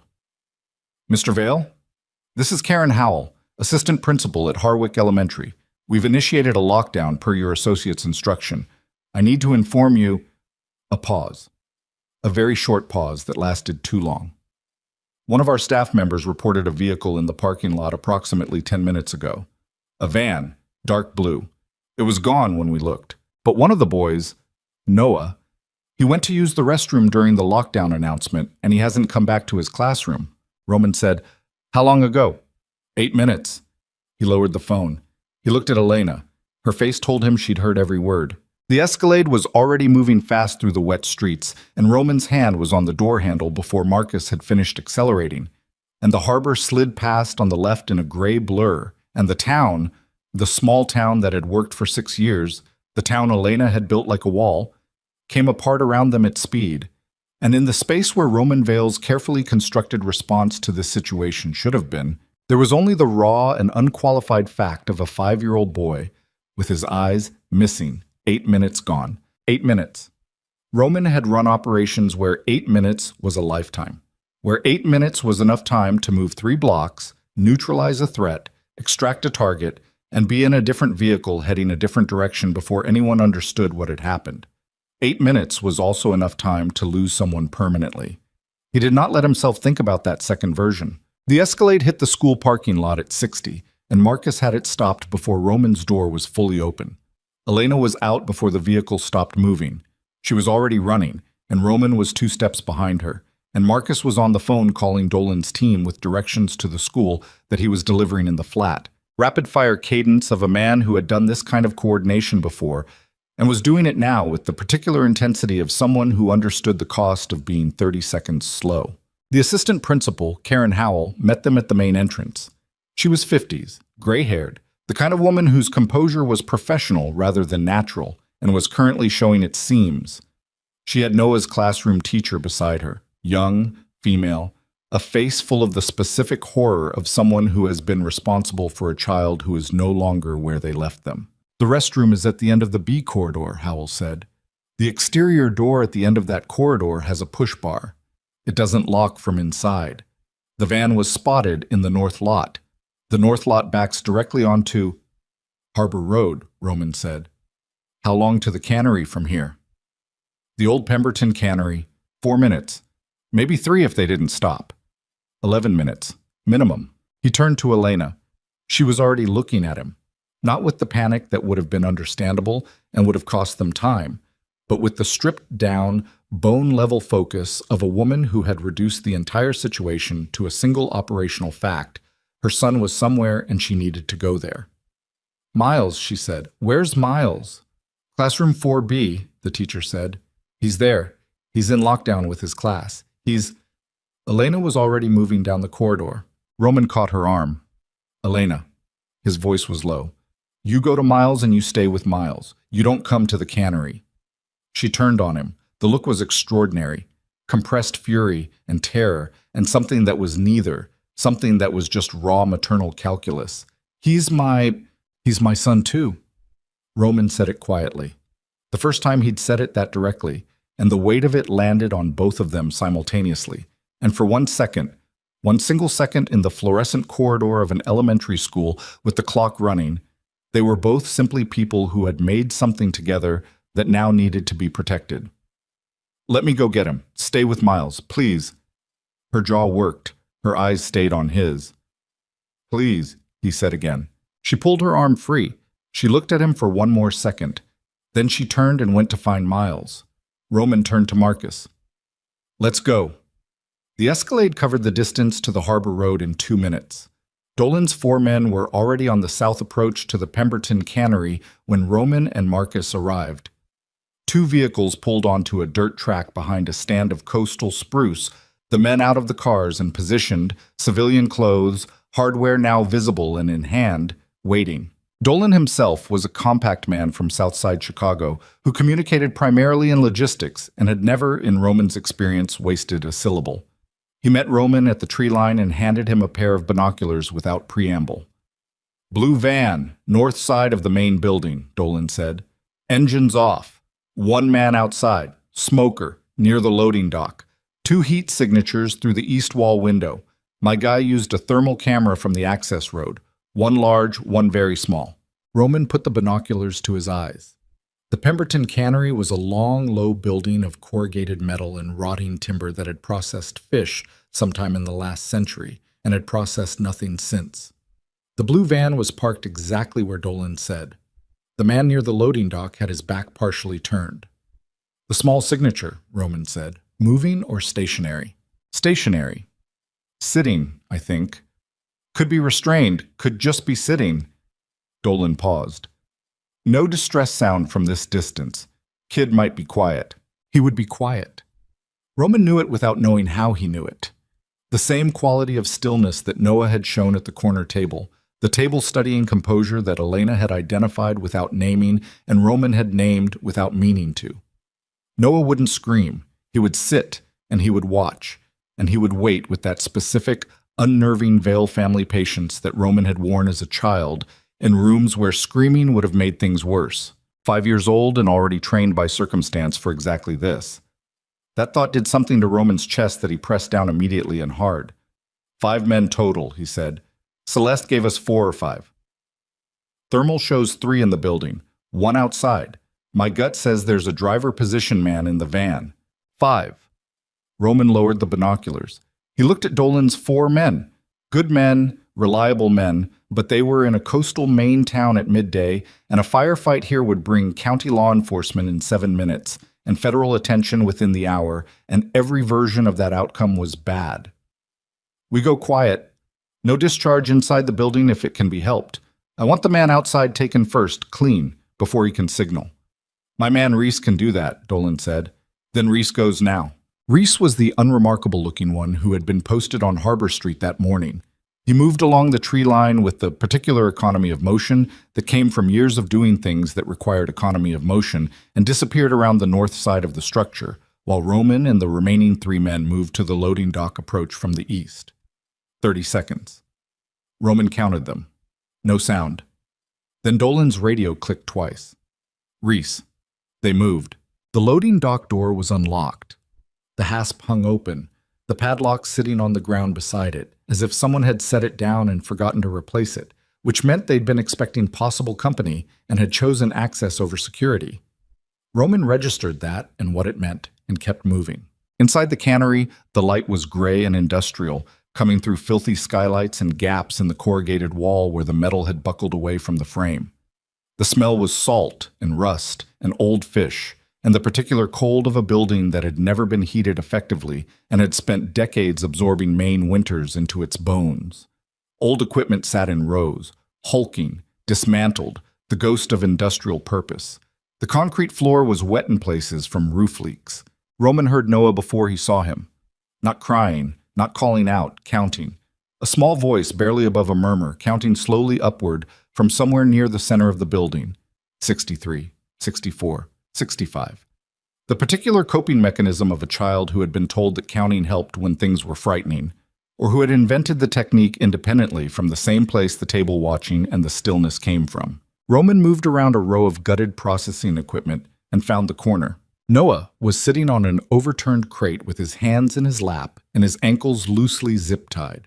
Not cutting, not tight, a restraint sized for an adult and cinched down as far as it would go on a 5-year-old's wrists, which was not far enough to actually hold him, but had apparently communicated the idea. He was still wearing his backpack. He had 1 small scratch on his left forearm. His face, when he looked up and saw Roman, did the thing that Roman's chest had no mechanism to process. It went from the careful counting blankness of a child managing fear into something that was recognition. Because this was the man from the cafe, the man in the long coat, the man his mother had stood in the rain with. 67, Noah said, and stopped counting. Hey, Roman said. He crouched down. His voice was very steady. You okay? Noah looked at him. He looked at the zip tie on his wrists. He looked back at Roman. I counted to 67, he said. Mom says when you're scared, you count. Your mom's right, Roman said. Behind him, he could hear Dolan and his men moving through the building, the specific sounds of a space being cleared, the short confrontations, the controlled sounds of physical struggle, None of the louder sounds that would mean discharge. He didn't turn. He kept his eyes on Noah. "Are you going to take me to my mom?" Noah asked. "Yes," Roman said. "Right now." He pulled a small folding knife from his jacket pocket, opened it, and cut the zip tie in one motion. Noah looked at his freed wrists and rubbed them together once, and then stood up from the crate with the deliberate steadiness of a 5-year-old who had decided he was done being scared. Roman stood. He held out his hand. Noah looked at it. He looked at Roman's face. He put his hand in Roman's. The physical fact of it, that small hand, those small fingers, the weight of almost nothing and the weight of everything, went through Roman Vale like something he didn't have language for. He had held his organization together for 15 years through calculation and control and the suppression of anything that interfered with accuracy. He was not a man who was moved by things. He was moved by this. He kept it off his face and walked Noah toward the loading dock. They made it 12 feet before Harlan Voss stepped out from behind a column. Voss was 61 years old and looked 50. The specific preservation of a man who had lived carefully in a dangerous world, which meant he'd let other people absorb the damage while he stayed clean. He was broad-shouldered, square-jawed, dressed in a dark jacket that was wrong for the cannery, the same way Celeste's coat had been wrong for Maine. Imported, out of place, a city man's clothing on a coastal floor. He had 2 men flanking him from the shadows of the column. He was not supposed to be here. Celeste had said 4 or 5 men. Operators, logistics, not Voss himself. Roman stopped. He moved Noah behind him with one hand smoothly, the way you move something you were protecting without making the movement look like protection. "Roman," Voss said. His voice was conversational. The voice of a man who had arranged a situation and was now simply presenting it. "You move fast. I expected another hour." "You expected wrong," Roman said. Voss looked at the boy behind Roman's leg. Something crossed his face. Not warmth, not cruelty exactly, but the specific expression of a man observing a variable in an equation he'd already solved. "He's unhurt," Voss said. "I want that on record." Nobody touched the boy. "What record?" Roman said. "There's no record here. There's no conversation here. You're going to step aside and I'm walking out with my son." Voss smiled. It was a thin smile. The smile of a man who had been in rooms like this, metaphorically and otherwise, enough times to know when he held the math. "Your son," he said. "That's new language. 6 days ago, you didn't know he existed." "Step aside, Harlan." "I've been patient with you, Roman. Years of patient." Voss moved slightly, a small adjustment of weight, and his 2 flanking men adjusted with him in the practiced way of men who did this regularly. "Your organization sits on territory I've needed for 3 years. I've tried 3 separate mechanisms to move you. All of them failed because you're careful, and your people are careful, and there's no gap in your operation to push through." He paused. "Except one." "Don't," Roman said. "A woman you threw out and a secret you didn't know you had. That's a gap." Voss said it without apology, without heat, purely analytical, the tone of a man describing a solution to a problem. "The boy comes with me. You pull your organization back from the East Side Territory and give me clean access to the import infrastructure. And in 72 hours, I give you the boy back at a location of your choosing with a written guarantee of non-aggression." He paused. "That's the offer. The same offer in the letter, dressed differently." Itachi spanati. Roman's hand was still on Noah's shoulder. He could feel the boy. Very still, very quiet, the counting having stopped, replaced by a stillness that was something different from before. Not the managed stillness of a child coping alone. The stillness of a child who was listening to adult words he didn't fully understand but whose weight he could feel. "You brought yourself here," Roman said, "to a Maine cannery, to collect a 5-year-old. His voice was level. "You understand what that means. It means I'm serious. It means you've made yourself visible. You've come out of the structure you've operated inside for 20 years, and you've stood in a room with me directly." Roman looked at him. "You don't do that unless the 3 operators you're selling my territory to have a deadline, unless they've told you that the window to move closes soon, and if you haven't produced the mechanism by then, the deal dissolves." He paused. "How long do you have, Harlan?" Voss's face moved, slightly, almost nothing, a fractional tightening around the eyes. 2 days, Roman said. Less. They're already in position, which means the deal closes whether you deliver or not. And if you don't deliver, they move without you, and you get nothing. So you're here because you had to be here, not because you chose to be. Roman took one step forward. His hand stayed on Noah's shoulder. Which means you need this more than I need to give it to you. Voss looked at him for a long moment. Then he nodded to the man on his left. The man moved fast, not toward Roman, toward Noah, a grab and pull that was designed to be completed before Roman could react, because the assumption was that Roman would hesitate when the child was the target. Roman did not hesitate. He put himself fully between the man and Noah in the time it took the man to cover half the distance, and what happened next was not elegant and was not calculated. It was the raw, unprocessed response of a body acting on something below the level of thought, the thing that had been building since he'd stood in the doorway of a cafe and seen two pairs of steel gray eyes. The man was larger and had momentum, and Roman absorbed the impact against the nearest equipment housing and came off it swinging with a precision that had nothing to do with training and everything to do with a quality of intent that training had never produced. The man went down. The second flanking man had his weapon out, and Dolan came through the east doorway at that exact moment with his two remaining men, and the room became very small and very loud without a shot being fired, which was the specific achievement of a properly coordinated entry, presence as sufficient force. Voss looked at the room. He looked at Roman, who had blood on his jaw from where the equipment housing had caught him, and whose hand was back on Noah's shoulder, and whose breathing was the controlled, effortful breathing of a man running on something beyond adrenaline. "Harlan," Roman said. His voice was rough. "Put the gun on the floor. Tell your man to do the same." Voss looked at him.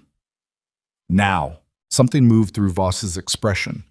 The slow, specific process of a man revising his calculation. He looked at the room. He looked at Roman. He looked briefly at the boy behind Roman's arm. And whatever Voss had expected Roman Vale to look like when faced with his child's safety, this was apparently not it. Not the CEO, not the syndicate boss, not the careful operator. Just a man. Voss bent slowly and placed the weapon on the wet concrete. His second man did the same. "On your knees," Dolan said, and Voss knelt, and Roman turned and crouched and looked at Noah at eye level, and Noah looked back at him with Roman's own eyes in a face that had the scratch on the left forearm, and the backpack still in place, and the particular expression of a 5-year-old who had been counting to 67 and had now stopped counting because the thing worth counting through was over. "We're going to your mom now," Roman said. "Okay," Noah said. Roman stood and looked at Dolan. "Hold them here. Call it into the county on my signal. I need 20 minutes. Dolan nodded. Roman took Noah's hand and walked toward the loading dock door, and behind them Harlan Voss said, "Not a threat, not a plea. Something in between, the voice of a man watching an outcome he'd engineered over 6 years arrive at a conclusion he hadn't written. This doesn't end here, Vale. The consortium moves without you," Roman said, without turning. "You're done, Harlan. You were done the moment you walked out of your structure." He pushed the loading dock door open. The fog had come down fully now, the coastal gray pressing in close, and in it Roman could see the Escalade parked 30 yards out and beside it, outside the vehicle, standing in the fog with her arms at her sides and Miles pressed against her left leg, with his face turned into her jacket. Elena. She saw them. She saw Noah. The sound she made was not a word. It was below words, something foundational, the specific sound of a fear being discharged from a body that had been holding it. She was moving before Roman had taken 3 steps, crossing the distance, and Noah let go of Roman's hand and ran, and the collision of small body into mother was the kind of thing that Roman had no protocol for observing.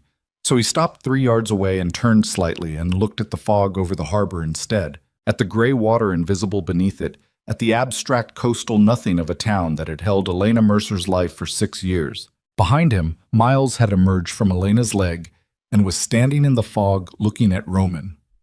Roman looked back. Miles was not crying. He had the look he'd had in the cafe when Roman first walked in.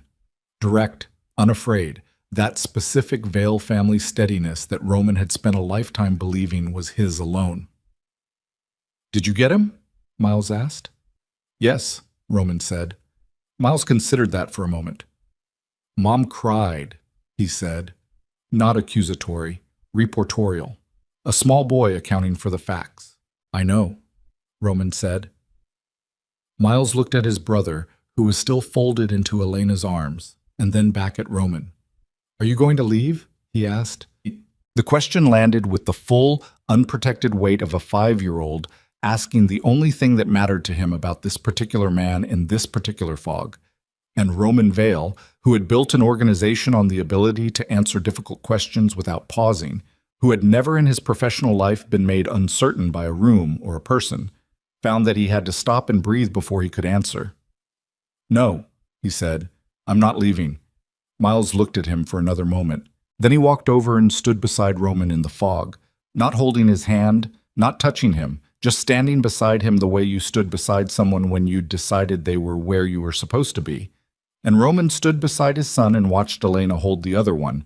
And in the near distance, in the cannery behind them, Harlan Voss knelt on a wet concrete floor with Dolan's men around him and the 20-year structure of his patient operation dissolving in real time. And from somewhere further in the building came the sound of Celeste Wren's voice saying something that Roman couldn't make out through the corrugated walls.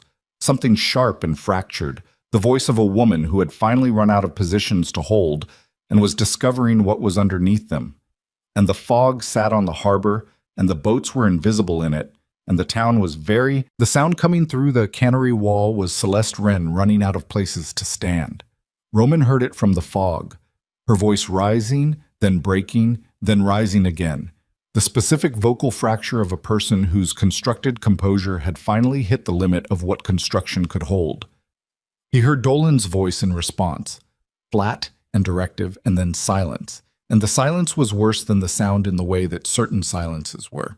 He looked at Elena. She had pulled back from Noah enough to see his face, both hands cupping his jaw, her thumbs moving across his cheekbones in the automatic, checking away of a mother cataloging damage. The scratch on his forearm, the backpack still in place. The steadiness in his gray eyes that she saw and recognized, and that clearly cost her something to see.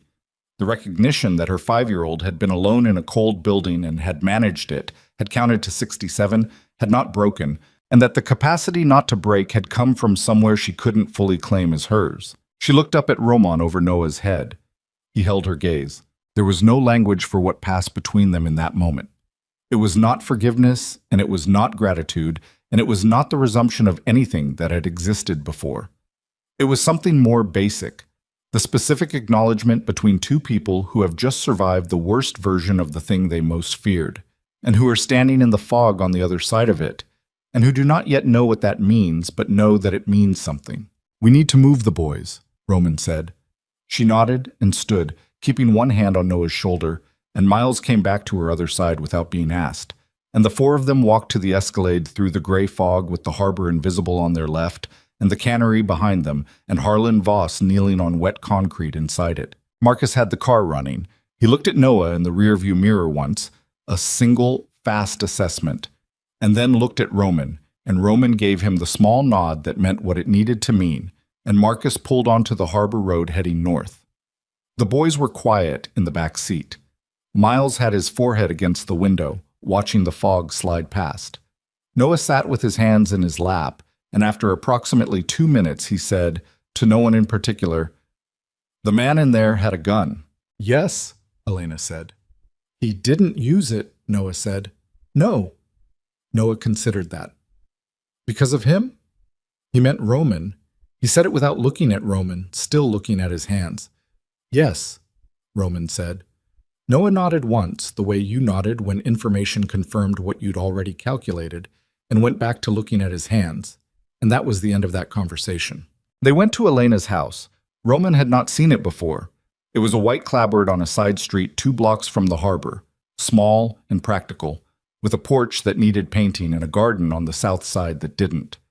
Someone had put real effort into that garden. Raised beds, winter prepped, covered with burlap against the coastal cold. Roman looked at it as they walked from the car and thought about Elena putting her hands in the soil of this town, building something that grew, while everything else in her life had been built for survival and mobility. The garden was the only thing that couldn't be packed. She got the boys inside. Roman stood on the porch while Marcus stayed with the car and made the calls that needed making. County sheriff, who would arrive at the cannery and find Harlan Voss and his men held by Dolan's team, along with a specific package of documentation that Roman's lawyers had been preparing for 3 years against the possibility of exactly this kind of confrontation. Clean, legal, the kind of outcome that produced arrests rather than complications. Celeste was a different matter. Elena came back to the porch after 10 minutes. She had taken off the cafe apron somewhere inside, and she was wearing just the dark green shirt now, her arms crossed against the cold. She stood beside Roman and looked at the street. "The boys are with the show," she said. 20 minutes, maybe 30. Okay. Tell me about Celeste. He told her. He told her the full version, not the briefing version he'd given in the cafe, but the complete account, including the documentation Marcus had pulled overnight, the shell company filings, the 6-year timeline of Celeste's operation adjacent to his own. He told her about the photograph and what the metadata would show, and Elena listened with her arms still crossed and her gaze on the street and her jaw in that set position. When he finished, she was quiet for a moment. "What happens to her?" Elena said. "That depends on what you want," he said. She looked at him. "What I want? You were the primary target. The damage was done to you and the boys. What Voss gets is handled. That's organizational, that's legal, that's already in motion. What Celeste gets..." He paused. "I'm asking what you want." She looked back at the street. A gull was walking along the opposite curb with the specific purposefulness of a bird that had somewhere to be. The fog was lifting slightly, the gray brightening toward a pale and unconvincing afternoon. "I want her to answer for it," Elena said. "Not to me. Not in a room with you and your men. I want her to answer for it in a way that's on record. A way that exists somewhere official and permanent." She paused. "I want Noah and Miles to be able to find it someday, if they look. I want there to be a document somewhere that says what was done to them before they were born." Roman was quiet for a moment. "I can do that. Without anyone getting hurt. She'll be arrested. Conspiracy, fraud, the photograph constitutes forgery of evidence used to coerce. There are 6 years of financial crimes connected to the Voss operation." He kept his voice level. "She'll go to trial. It'll be public. It'll be on record." Elena nodded once, the nod of a woman who had thought about this longer than today and had arrived at an answer she could live with. "And what about the men Voss was selling your territory to?" she said. "The consortium. Without Voss's mechanism, they don't have leverage. They can try to move on the territory directly, but a direct play against an intact organization is expensive and uncertain, and they're businessmen, not... They'll recalculate." He paused. "It won't be permanent, but it buys time and it changes the math significantly." She looked at him. "You're good at this." "At some things. At the strategic parts, the calculation parts." A pause. "Less good at the parts that require you to look at what something cost." He didn't answer that because it was accurate and she knew it was accurate, and saying so would have been performance. She unfolded her arms and put her hands on the porch railing. She looked at the garden. "I built this in the 2nd year," she said. "The garden. The boys were barely walking. I needed something that required attention that wasn't them. Something I could put effort into and see it result in a thing." She was quiet for a moment. "I used to think about what I would do if you ever found us. I had versions. I had the version where I ran again. I had the version where I called a lawyer. I had the version where I just..." She stopped.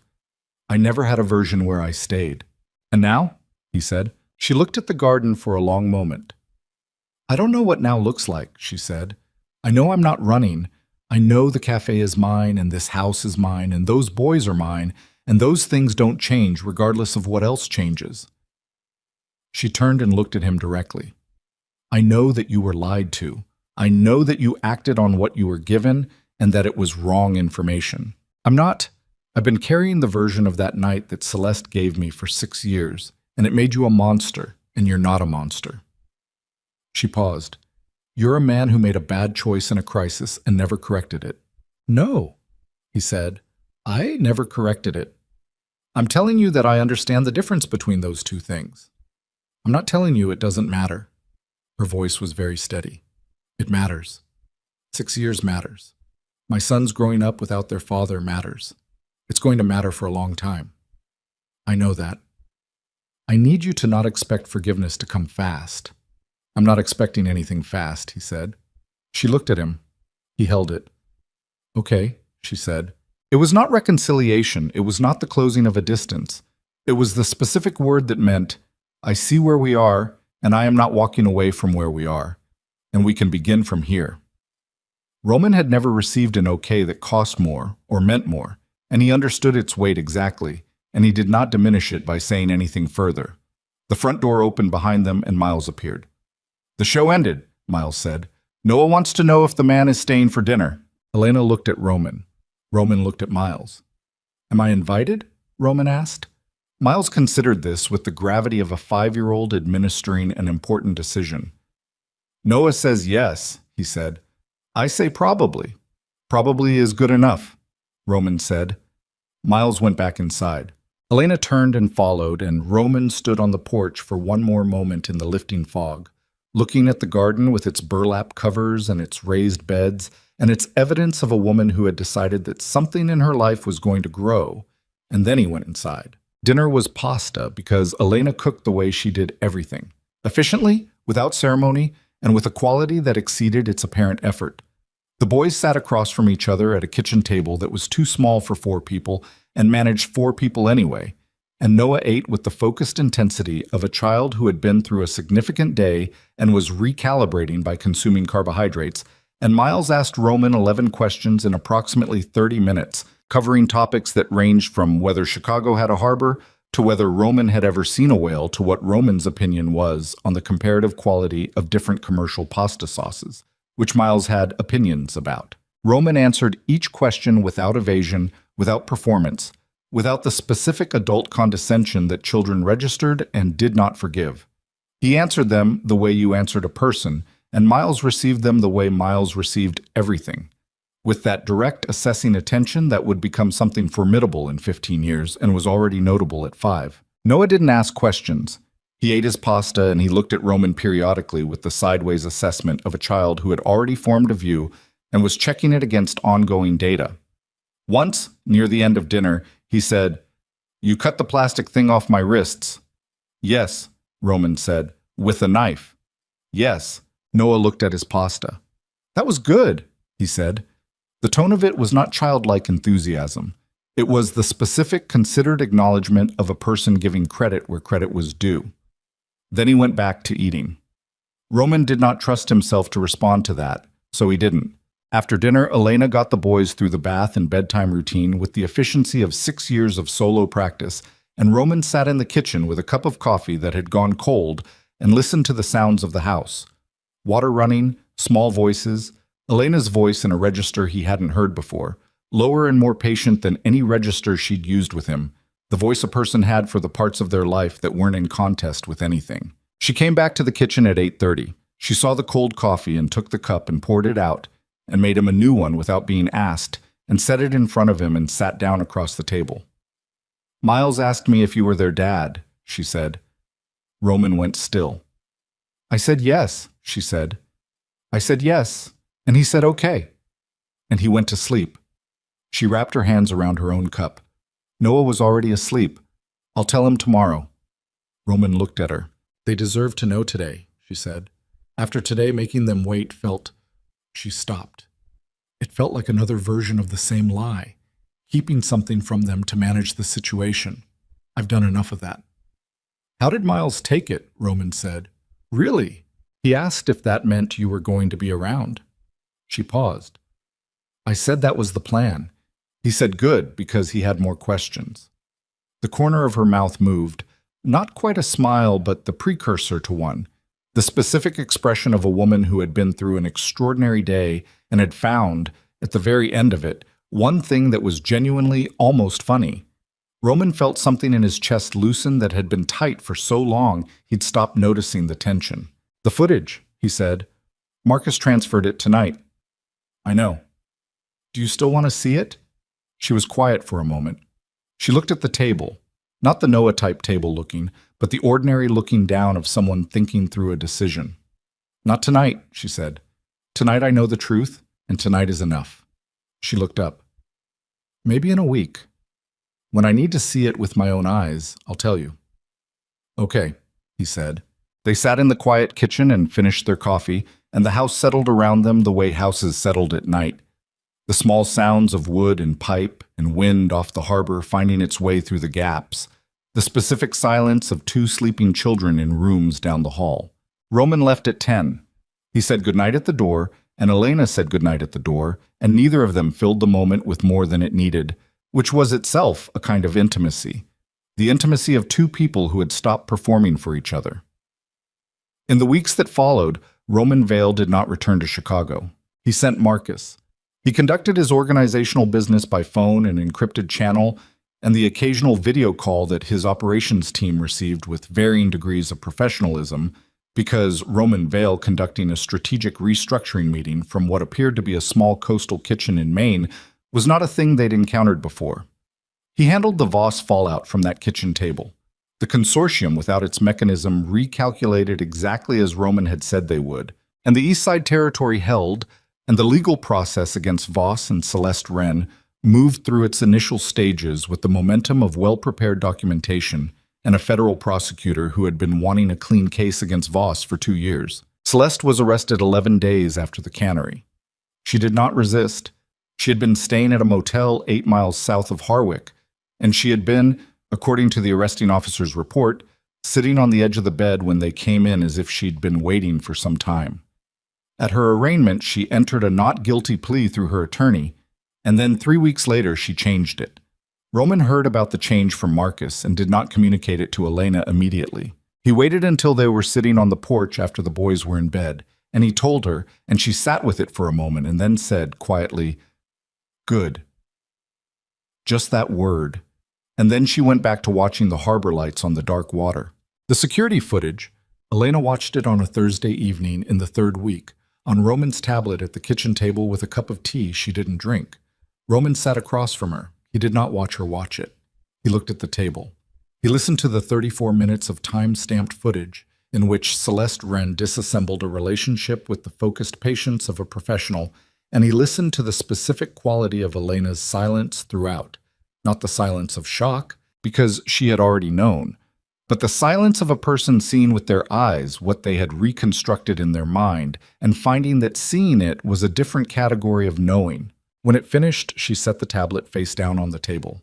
She was quiet for a long moment. "She practiced the crying," Elena said. "You can see her. Before the call, she practices the crying." Her voice was entirely flat. "I thought she was ashamed. She was rehearsing." Roman said nothing. "I want you to know that watching that—" Elena stopped, started again. "It doesn't change what I feel about that night. It doesn't undo it. I watched my best friend manufacture my destruction, and I believed her and I ran and I spent 6 years alone because of a 30-minute rehearsal." She looked up. Her eyes were dry, the dryness of a person who had already processed the grief component of this and had arrived somewhere beyond it. "I need you to understand that healing from that is my work, not yours. You can't fix it by being here." "I know that," he said. "But you being here," she said, "is not nothing." He held her gaze. "It's not nothing," she said again, quieter. And that was all she said. By the 2nd month, Roman had a routine. He walked the boys to school on the days Elena opened the cafe early. A 12-minute walk that Miles filled completely with conversation and Noah filled with periodic factual additions to Miles's conversation, the two of them operating as a unit with a dynamic that Roman spent the first 2 weeks simply observing and the 3rd week beginning to understand. He sat at the counter of the Anchor on slow mornings and drank coffee and did not pretend to be something other than what he was, which meant the town eventually calibrated. The whispers happened and ran their course and settled into the low-grade acceptance of a small community that had decided this particular outside element was Elena Mercer's business, and Elena Mercer knew her own business. Sarah from the bait shop met Roman formally in the 4th week, at Elena's deliberate arrangement. Sarah was a compact, direct woman in her 40s who had the handshake of someone who had decided what she thought of you before you extended it and was simply confirming. She looked at Roman for about 10 seconds when they were introduced and then said to Elena, "He looks exactly like them." And to Roman, "You have a lot of ground to cover." And that was both her assessment and her acceptance, delivered in the efficient language of a woman who had watched her friend survive. Roman started going back to Chicago 1 week a month. He kept a team in Harwick. Two men, rotating, unobtrusive, the kind of presence that was more tripwire than fortress. Elena accepted this without enthusiasm and without refusal, which was her particular mode of accepting things that were not her preference, but were reasonable given the facts. The organizational restructure took 4 months and removed 3 people from Roman's inner circle, whose proximity to the Vos Celeste network had been too close for comfort. He did it methodically and without drama, and he did not explain his reasoning to anyone who didn't need the explanation. What came out of it was an operation that was smaller and less geographically extended and more difficult to penetrate, and Roman found, somewhat to his surprise, that smaller felt better. That the particular kind of power he'd built, sprawling, territorial, always requiring expansion to maintain, had been feeding a hunger he'd stopped examining, and that in the fog of a Maine harbor town with 2 small boys and a woman who told him exactly what she thought, the hunger had quieted. He did not romanticize this. He was still who he was. The work was still what it was, but the weight he brought to it had shifted in its distribution, and the thing he protected now extended beyond infrastructure and territory into something that didn't have a word in the vocabulary he'd built his life around. The wedding was in June. It was small, not from modesty, not from secrecy, but because the people who needed to be there fit comfortably on the dock of a lake 30 miles inland that Elena had rented for a Saturday afternoon. Marcus stood beside Roman in a suit that he had visibly not worn before and wore with the stoic acceptance of a man who understood that certain occasions required suits. Sarah stood beside Elena in something green that matched the particular shade Elena had worn the first morning in the cafe, which Roman suspected was not accidental and did not mention. Noah and Miles stood between them. This had been Miles's specific request, delivered approximately 3 weeks before the ceremony with the logistical directness of a child who had identified a structural preference and wanted it formalized. "We should stand in the middle," Miles had said at dinner to both of them simultaneously, in the tone of a person presenting a solution to a problem everyone had been ignoring. "Because we're why you're doing it." Elena had looked at Roman over the boys' heads. Roman had said, "You're right." Miles had nodded with satisfaction and gone back to his pasta. On the dock, in the June light, with the lake very still, and the tree line reflected perfectly in the water, Roman Vale stood with his sons and looked at Elena Mercer walking toward them in a dress the color of the Maine coastline in good weather, with Sarah beside her and nothing in her hands, and her chin up and her eyes on his face with the direct, unperforming steadiness that had been the thing about her from the beginning, the thing he'd recognized and feared and lost and found again in a rain-soaked cafe at the edge of the country. Noah reached up and took Roman's hand without looking at him. Miles already had Elena's hand and transferred it to his other hand as she arrived, so he held both of theirs simultaneously, which required him to stand with his arms slightly out and his expression one of focused structural management. They said the words that needed saying, short words, not written by anyone else, not borrowed from anywhere. Roman said his and meant them in the specific, unornamented way that he meant the things he said when he was not performing, flatly, with weight, without decoration. Elena said hers, and her voice was steady throughout, except for one single place, one syllable in one word, where it was not, and she did not stop or apologize for the syllable and kept going, and Roman kept his eyes on her face through all of it. Miles said, at the conclusion, in a carrying whisper, "Is that it?" "That's it," Elena said. "Okay," Miles said. "Can we eat now?" Noah, who had been holding Roman's hand through the entirety of it, looked up at him once. Gray eyes in a lake-lit afternoon.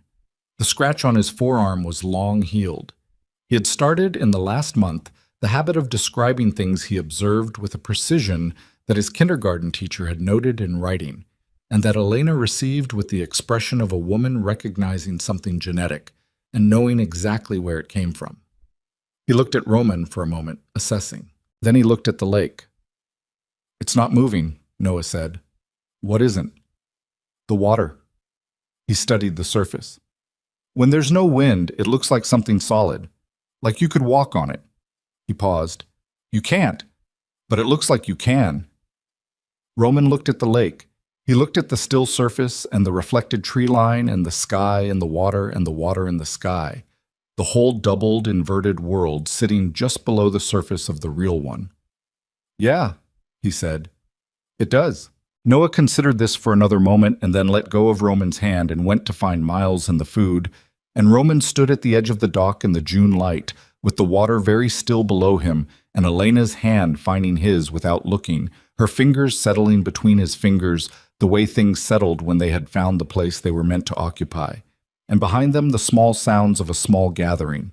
Sarah's voice, Marcus's careful laughter, the particular overlapping volume of two 5-year-old boys who had found the food and had opinions about it, filled the afternoon with the ordinary, irreplaceable noise of a life that had survived the things trying to end it. Roman Vale had built an empire on the premise that power was the thing worth having.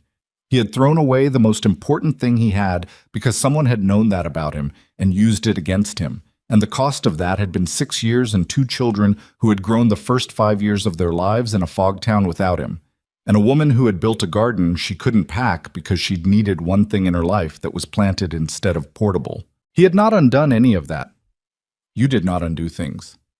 You stood on the dock in the June light with the still water below you and the weight of what was real in your hand, and you understood, not with sentiment, not with the clean resolution of a man who had learned his lesson, but with the specific, undecorated knowledge of a man who had looked at the ledger and seen every line of it, that what you did with the time remaining was the only arithmetic that mattered now.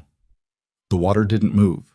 The afternoon held, and Roman Vale, who had spent his life building walls, stood inside the only structure he had ever made that was worth the cost of its foundation, and he stayed.